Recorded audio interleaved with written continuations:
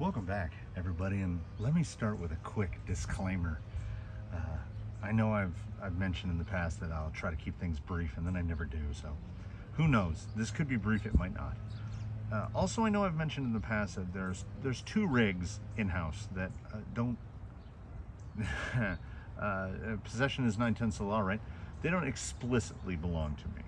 Ironside's the Defender is a buddy of mine.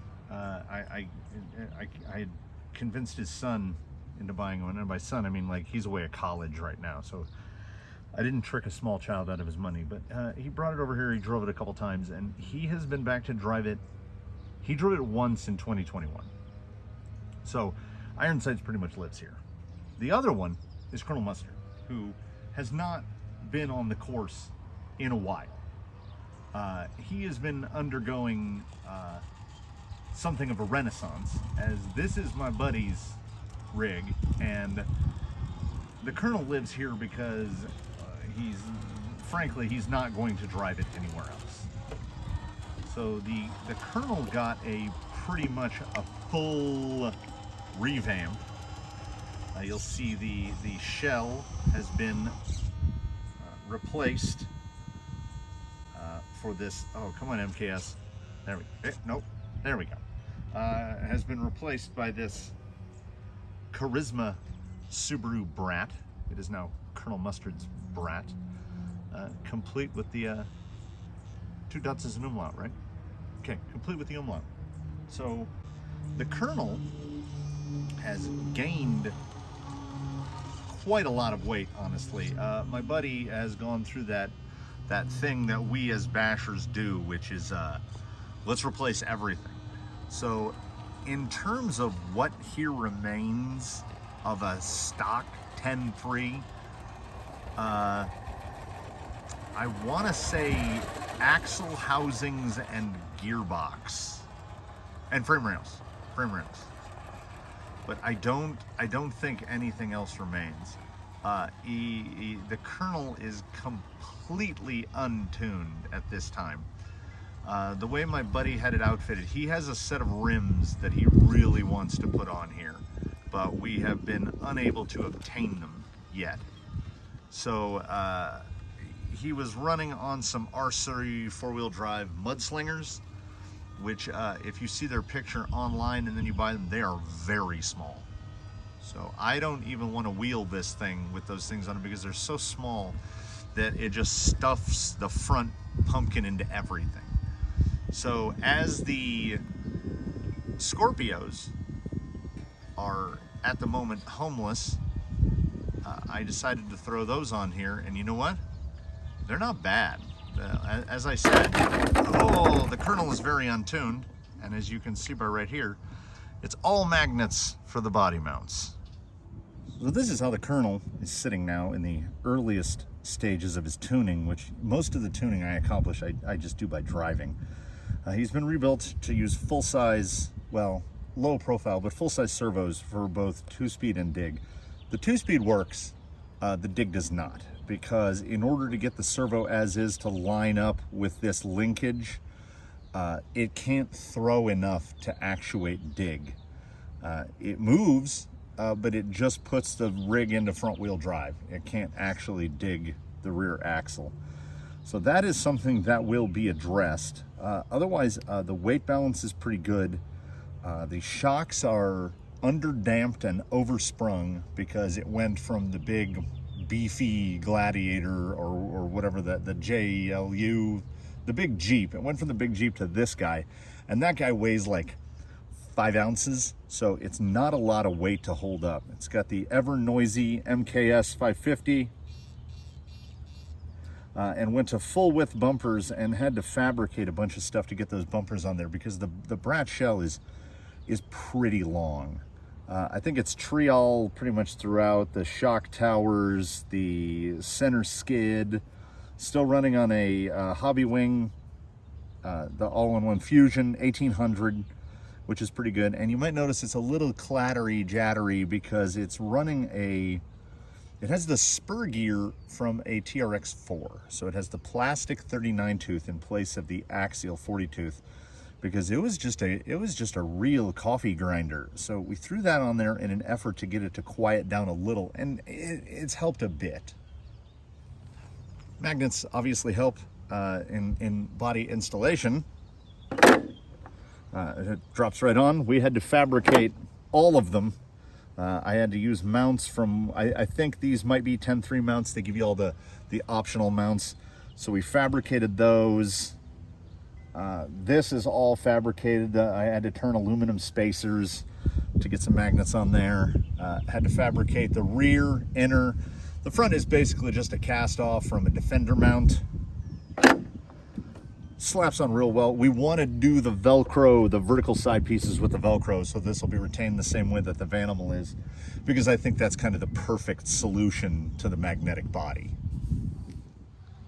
Welcome to the new Oblivion. That big front bumper is big. It's got a pretty good clearance, but this is all very loose. Can we even enter? Yeah. Oh, hello. Low speed control is, of course, fusion good. There's going to be a lot of rocking back and forth to try to get my bumper to clear that big boat of a rock there. Because if I drop the rear tires down too much, I've undone my bump. I mean, the bumper fits the shell really well, but as I said, there's no tuning done to this at all. It is assembled and it is running. But in terms of crawling, it doesn't have a, well, let's see. This is a pretty sheer face right here. No one has ascended this. Put that little pizza pie there to see if we could try to get some side bite on it. It does not look like it. I'm noticing I have no steering to the right, none. So I think we might have borked the servo horn already. It's got full lock there. Let's try to get around it. Try to get a little ascent here up the face before. Yeah, I've let go of the steering, and yeah, that is a. I know a stripped servo horn when I see one. Oh, that's unfortunate. Like I said, had no idea how long this would be. Oh, he's handling pretty good, really. For untuned, he's doing okay. Can I even turn it around? Definitely got some ground clearance there. Yeah. Oh wait, is there something dangling? Okay, it might not be. I think I popped the Panhard off. As is with the AR-45 axle, didn't pop it off, ripped it off, and we went to a ball stud on there and still ripped it off. So that's the third time the Panhard mount on the AR-45 has broken. So the Colonel managed to get like 4 minutes of wheeling before he broke again. This is why I've said, and I maintain that the 10.3 is not one of my favorite platforms. That front axle is genuinely a problem. Like, he was doing well. I mean, look at this. This is no Panhard, so I effectively have no steering. And not too bad. That's a bummer. So I need to, well, I have to make an A-main order this month anyway, it looks like. Here's hoping that the AR-45 portal axles are in stock. They were out of stock last time I broke one, so. There's the slipper clutch. Yeah, I was looking forward to putting a little more wheel time on the Colonel, but he's really good on these size tires. No steering at all. So, sorry for that, Colonel. Sorry for that, everyone. I think he, you know, otherwise, I think he looks pretty good. And if there are any 10-3 owners out there, you know what that single shear point Panhard mount looks like. So it's really not surprising when one breaks. Like, we changed the rod end to a ball stud because generally the ball stud will just pop off. But apparently the Panhard mount is weaker than the interface between a ball stud and a ball cup. So there you have it. The Colonel, he got a couple minutes, and he was handling pretty well untuned. And obviously he won't be appearing again in any videos for another couple weeks. And we had just gotten him together enough to put some wheel time on him. So I was like, let's take him out and run him around a little and see what needs to go where. There's what it looks like if you try to steer without a Panhard mount. It just moves the whole axle around. I don't know. I mean, there's a possibility of, in the interim, I might try fabricating something like a ring clamp that clamps onto the axle to bolt the Panhard to. Like, we got to figure out something, because otherwise another plastic axle is gonna show up and we're just gonna snap it again. So thanks for coming along for a little bit of a ride with the Colonel. Leave a comment below if you have any SCX 10.3 comments or concerns or questions or suggestions. Subscribe if you haven't. And thanks for watching, everybody.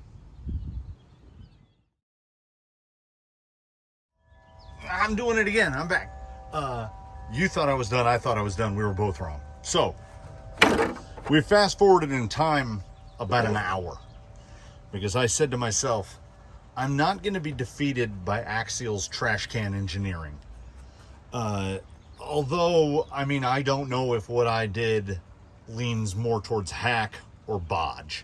I doubt it's a hack, so we're going to lean towards bodge. It required moving the servo up here to the front mount, so luckily my buddy had purchased one of those brass bumper mounts with the servo relocator, or, you know, if you want to mount a winch, you use it for that. So what I did is I moved the servo to there, and then I'm assuming there's a reason this doesn't occur in nature. I rebuilt a longer Panhard mount and bolted it to the Kingpin. So while the steering link and the Panhard bar are fairly well in line with one another, we got a good parallel there. That Panhard bar is long, baby. It goes from there over to there. It's that long. The steering link, it only goes from about where the MKS logo is to there, so it's about that long. So it's probably an inch longer to the Panhard. As I say, I am not an automotive engineer, but I assume there has to be some kind of reason that we don't attach the Panhard to the, that we don't attach the Panhard bar to the Kingpin. We've got a full, we have full flex. It's not binding there. Of course, with Axial's engineering, the Panhard bar runs directly through the line of the OE servo. Like, it runs, here's the bar, and the servo would be right here. So the horn is literally right where the Panhard bar goes. So this is why I call it Axial's trash can engineering. Now, has my bodge, I mean, I figured, why not screw that thing to the Kingpin position? That axle's already toast. I don't know if I can zoom in enough to where you can see the spot where it broke off. Yeah, see the little tooth right there? Right there? That's the sole single shear mounting point for the factory Panhard bar. It's not great. It's not even good. So let's see if this thing will even drive with the Kingpin Panhard. Get your filming done early, he told himself. It's gonna be like 95 degrees, he told himself. It is, it's 94 right now, so. Might as well just do the usual suspects. Oh, it's got a little skate. Oh. Every time this thing rolls off of an obstacle, it is a disaster. I think first thing, next thing, I will fabricate for him the side pieces so we can put some Velcro on this, because there's not a lot of solidity to that body.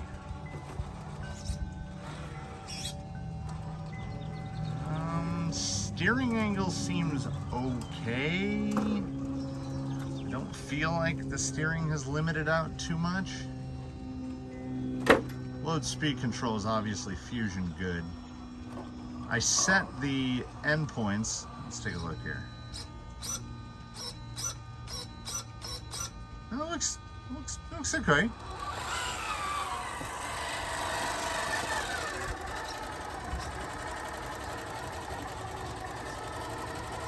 7.5 pound weight should be pretty close on these foams. I did have I had one of those shower revelations, which is aside from using the foams that come with tires, I think I've been buying foams incorrectly the whole time, because when you think of the weight of a vehicle, I think of what we would call the wet weight of the vehicle. It's got the battery in it. It's the RTR weight. Now, when you're shopping for a foam, and this is just my theory against my old theory, I don't think you do that. I think you basically have to weigh the vehicle without wheels and tires, because wheels and tires are unsprung weight. They don't count towards vehicle weight. So when I'm buying a foam for a vehicle that's like 7 pounds and up, like I had foams for 7 pounds and up on Daphne. Daphne without her wheels and tires on is like barely 4 pounds. So I think I've been over foaming a lot of things. Well, I either over foam or under foam. I definitely under foamed Jolly Green. There we go. It's just about getting the right line. It's got good clearance. The shocks are still wildly under damped. But let's take a little run here at the Precious angle real quick. I don't think it'll end well. I think we're gonna get a body popped off. Turning circle, not bad, but I feel like I have more steering to one side than the other. That could just be an issue of I just threw these parts together right now. So we're going from untuned to properly untuned, but wheelable. I don't expect anything to come out of this other than the body popping off. Yeah, Scorpio's pretty good. Like this from the few minutes I have, this thing has snap. Like, it doesn't tell me when it's gonna go.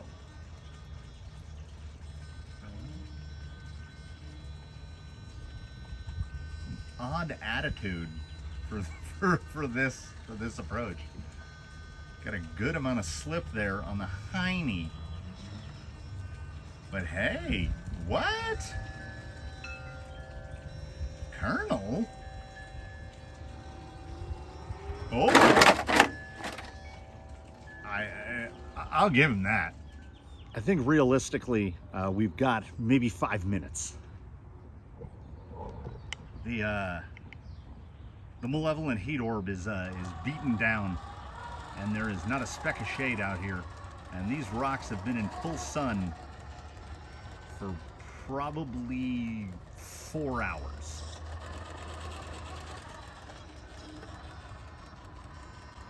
See what kind of attitude adjustment we get here. Oh, I mean, you can, okay, you.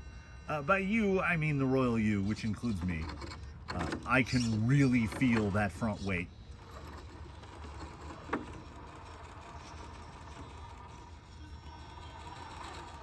Oh, it's so hot.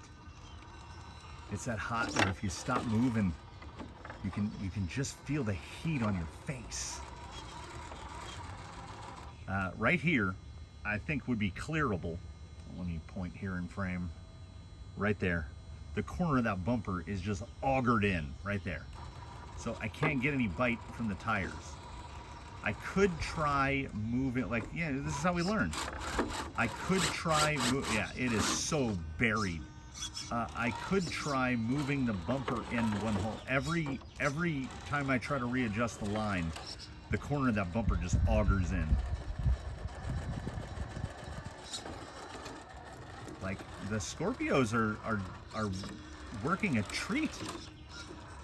But I am fighting, okay. If I can stay right enough to keep the, now right here, it would be excellent if the dig worked, which it does not. I'm gonna get to that too. I can hear that bumper scraping. He could do it. I think he could make Daphne's other line in this basic configuration. But if for his own cosmetic details, because right there, it's in the rock.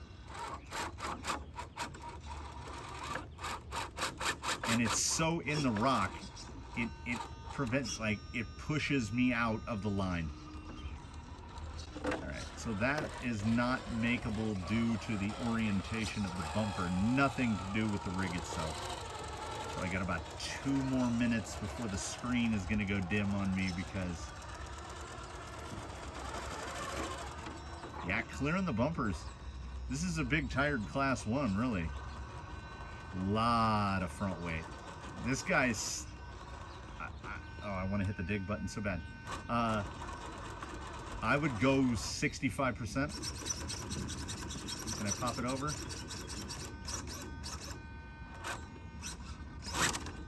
Oh. Yeah, I got to relearn to drive the Colonel again. Oh, go Scorpio. Oh yeah, it's nice. It's quite nice. There will probably be a drawback to Kingpin Panhard, but so far so good. Oh, yeah, he's actually, oddly, inexplicably, because like I say, I don't actually know anything about the engineering. Oh, that's not good. I'm just trying to set it back down without rolling it off the mountain. All right. It's more planted and predictable. We're just gonna wait for this to go by. I'm gonna try to yell over the sheriff's department helicopter, wherever he's going. It feels more planted and predictable with the mile-long Panhard bar. Like, I can really do some pivot work with this guy. So yeah, I broke it. I've broken it more than once before. I broke the chassis and Panhard mount, and now I've broken the axle and Panhard mount twice. So I want to say, in my defense, I don't think this actually reflects on me, because go ahead and ask me, how many other Panhard mounts have I broken? That would be 0. Like, on every vehicle here that is TRX4 based, the only thing I have broken on those is servo horns. On any other rig, it's pretty much plastic drive shafts. I've busted quite a handful of plastic drive shafts and plastic, like when I'm running 48 pitch spur gears when I have no business running 48 pitch spur gears. I'm telling you. Kingpin Panhard, what? Shouldn't work. Like, so everything tells me it shouldn't work. But here we are. The steering's pretty good. It's not amazing, but it's pretty good. And overall, the Colonel is certainly better than he was before the round of mods that went in. I think the bratification is probably actually the biggest individual change, because the stock body is almost a Defender level porker. And better still, I think the Subaru looks good.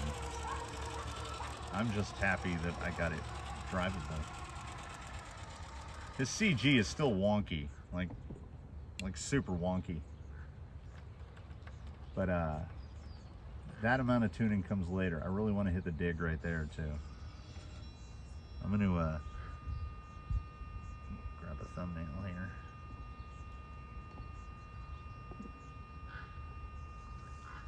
So thanks again for watching, everybody. I don't appear to have made it worse.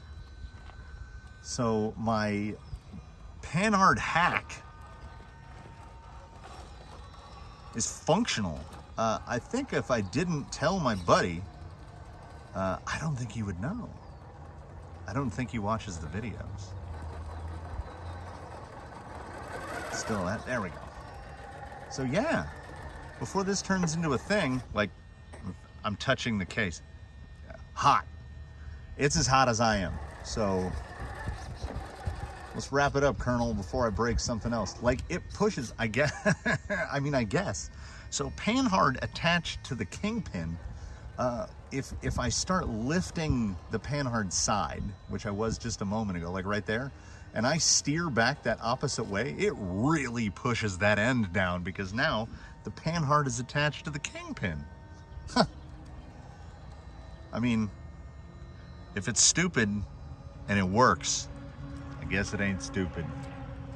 So triple thanks for watching, everybody. Come back and see us.